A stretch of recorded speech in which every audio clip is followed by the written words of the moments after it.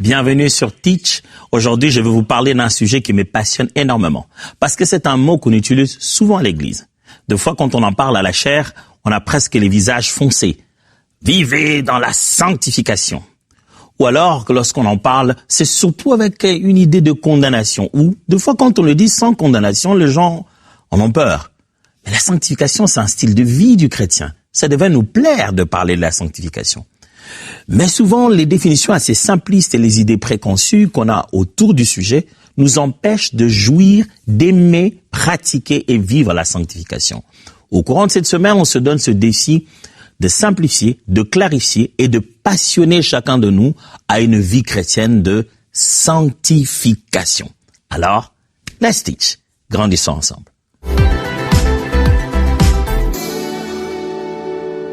J'ai tout de suite quelques versets bibliques à lire avec vous.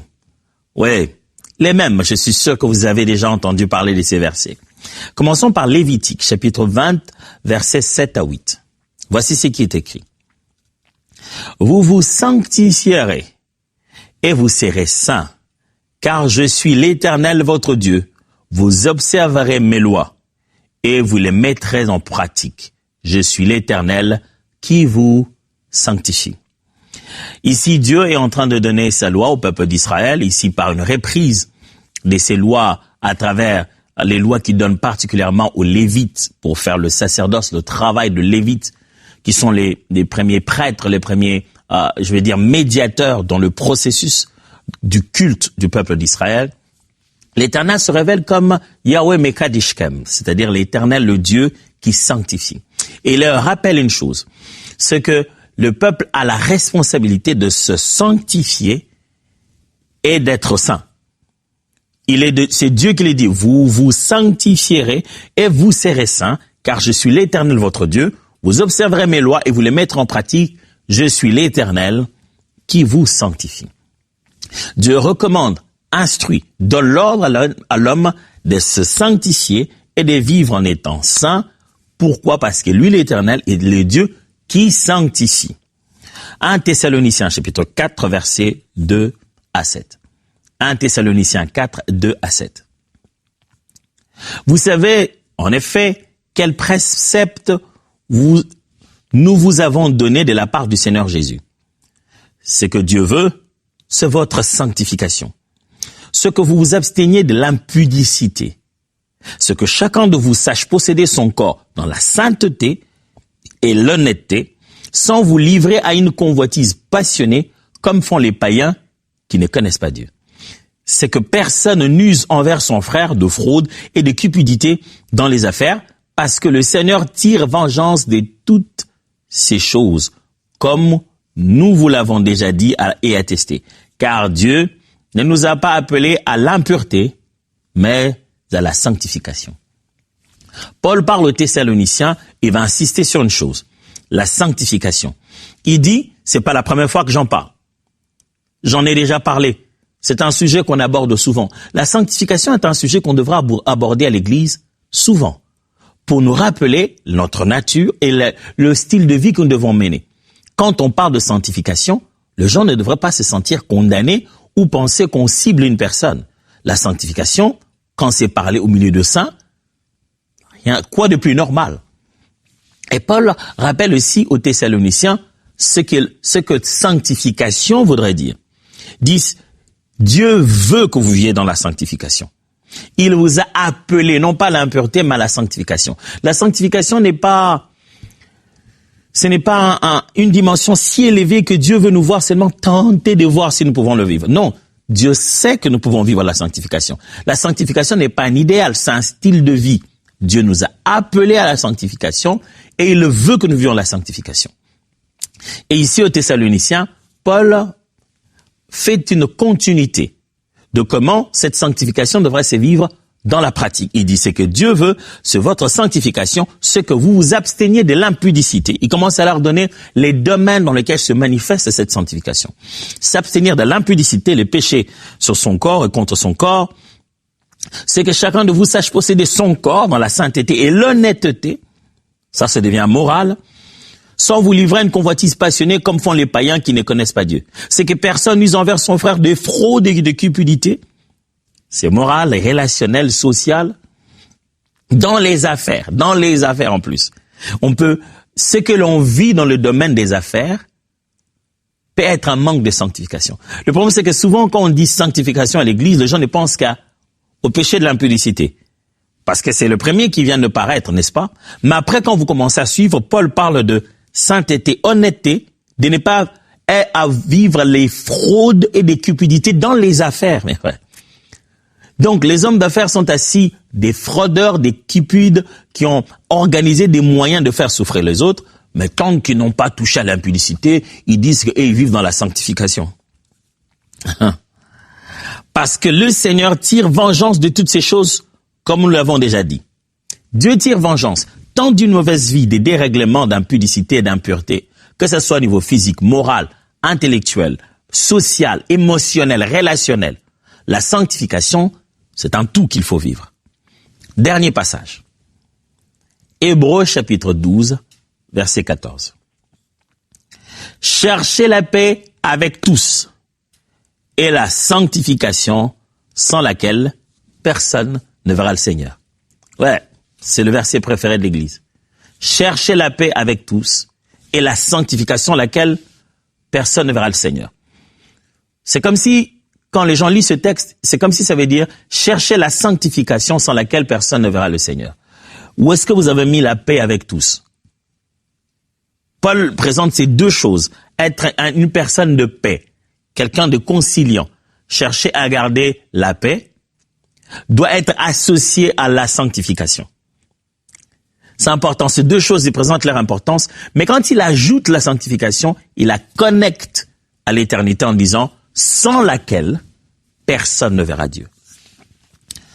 Si j'ai déjà alors eu votre attention pour que vous puissiez voir l'importance, la pertinence, le sens, le besoin de parler de ces sujets, alors je vais aujourd'hui partager avec vous 6 façons de définir la sanctification.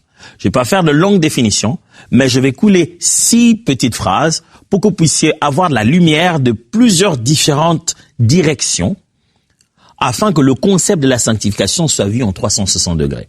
Loin de moi l'idée de penser que ce que je dis ici est tout ce qu'il y a à dire sur le sujet, mais je remarque que lorsque l'on dit sanctification, ça ne sonne pas que dans une seule direction que vous avez entendu dans une prédication. Que ça sonne le plus biblique possible dans l'entièreté de la compréhension du concept. Et tout au long de cette semaine, on aura le temps de faire des petites distinctions comme sanctification, est-ce que c'est ça crainte de Dieu, est-ce que c'est ça pureté, est-ce que c'est ça sainteté? On va clarifier ces nuances. Et comment tout ça, ça se vit dans mon corps, dans mon esprit? Est-ce que c'est seulement lié à un péché que j'ai commis? Ça sera pour la prochaine fois. Mais là, tout de suite, voyons des 6 manières comment voir le sujet de la sanctification. Premièrement, sanctification signifie séparation du péché et consécration à Dieu. Séparation du péché et consécration à Dieu. Retenez les 2 idées.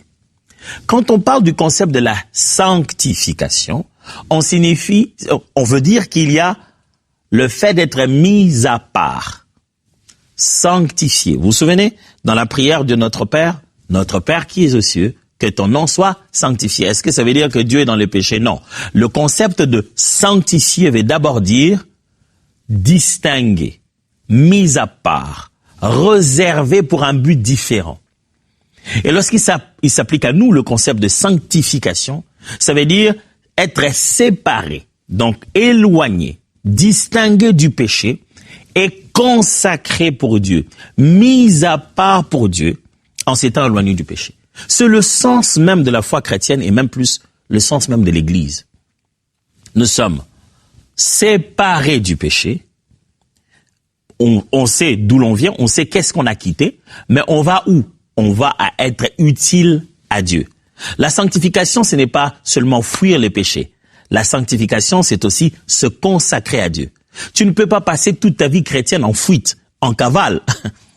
Il faut aller vers un refuge.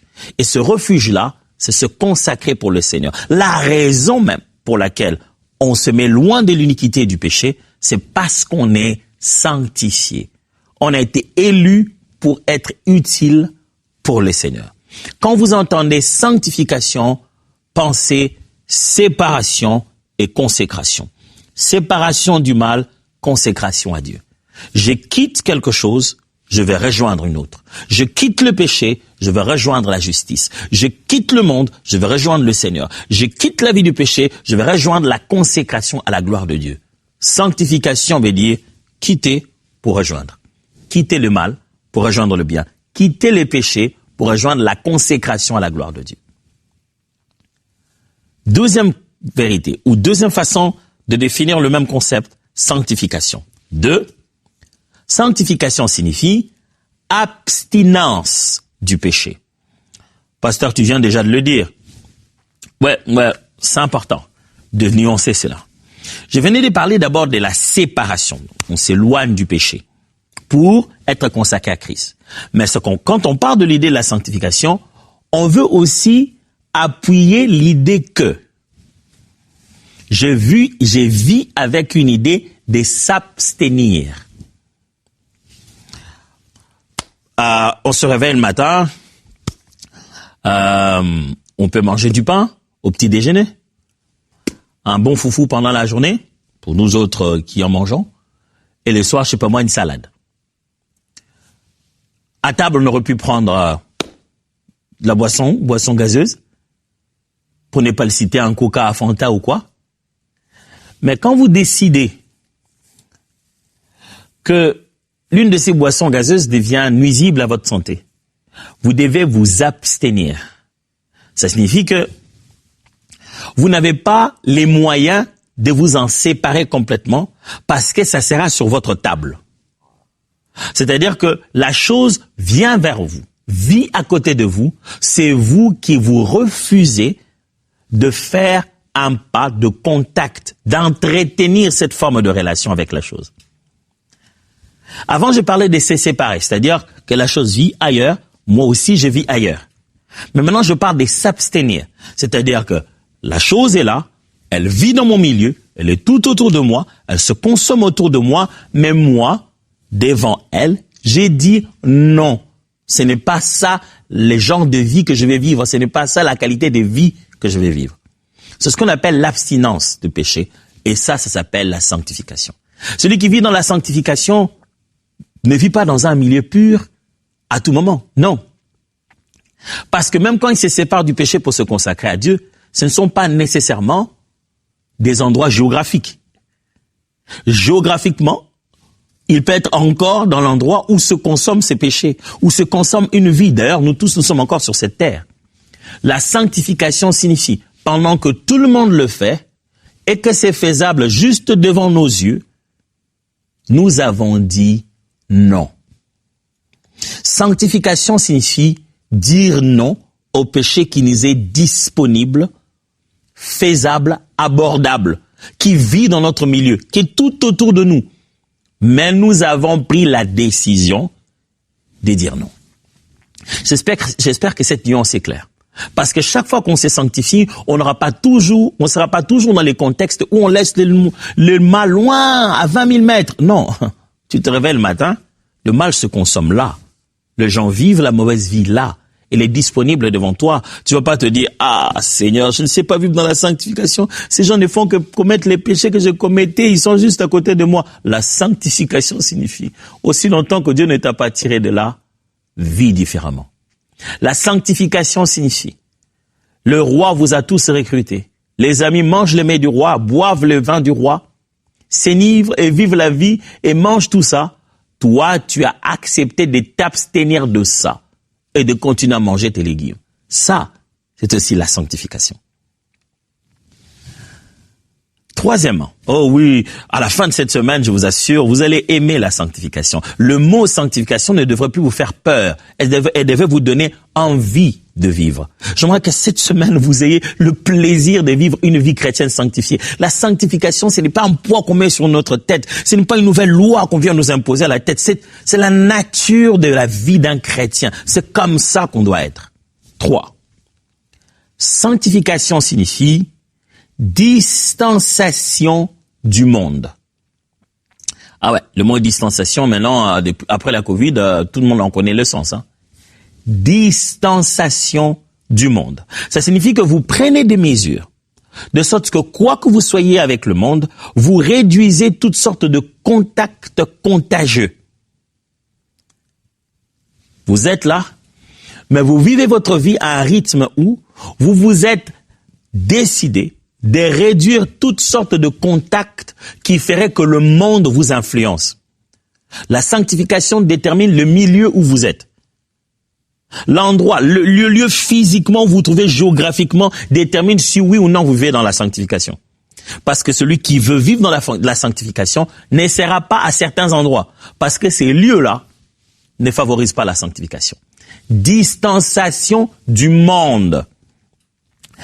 Pourquoi tu n'as pas utilisé le mot péché cette fois-ci, pasteur? Oui, parce que je parle ici d'un système qui cultive, qui encourage, qui valorise, qui favorise le péché. Le monde, ce n'est pas directement le péché, mais le monde, c'est l'incubateur, là où vit le péché avec joie et s'en développe. Tu peux être un endroit du monde où, quand on regarde, on trouve pas un péché directement dans ce qui est fait, mais les milieux qui est, les choses qui s'y font, prêtent et favorisent une vie d'iniquité.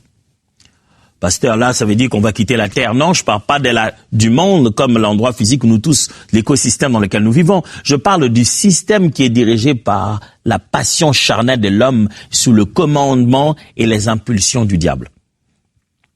Sanctification, c'est distanciation du monde.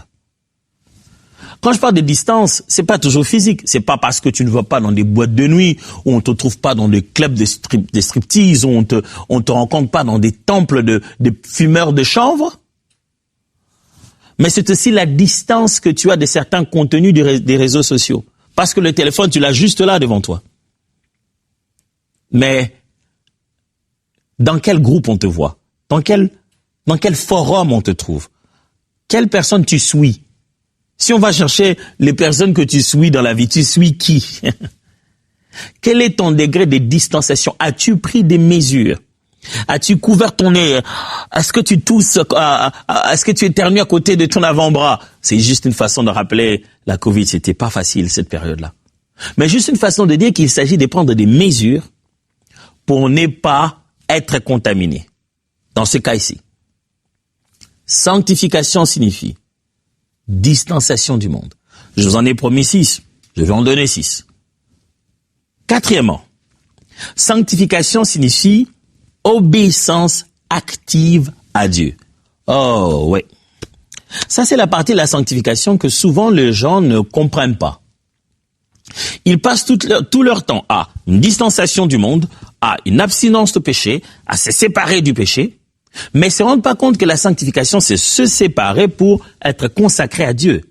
La sanctification signifie aussi obéissance active à Dieu.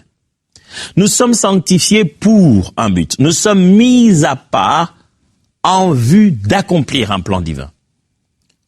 Sanctification, c'est s'éloigner du mal pour se rapprocher de buts pour lesquels Dieu nous a créés. La sanctification ne consiste pas seulement à ne pas faire le péché, mais plutôt à obéir à la volonté de Dieu. Ce n'est pas seulement qu'est-ce que vous ne devez pas faire, mais qu'est-ce que vous devez désormais faire. Pourquoi? Parce que le péché, c'est la désobéissance à Dieu. Donc, on cherche son contraire qui est la sanctification. Ça signifierait que c'est l'obéissance à Dieu. Sanctification signifie obéissance active, c'est-à-dire poser des actes, être là dehors en train de faire, d'obéir, d'accomplir, de réaliser ce que Dieu attend de nous. Oh, mes frères et sœurs, il n'y a rien de merveilleux comme vivre dans la sanctification. La sanctification n'est pas un fardeau lourd à porter. La sanctification est un réflexe naturel de notre nouvel état. C'est comme si vous dites à un chien d'aboyer. Rien de plus facile. Ça va avec sa nature.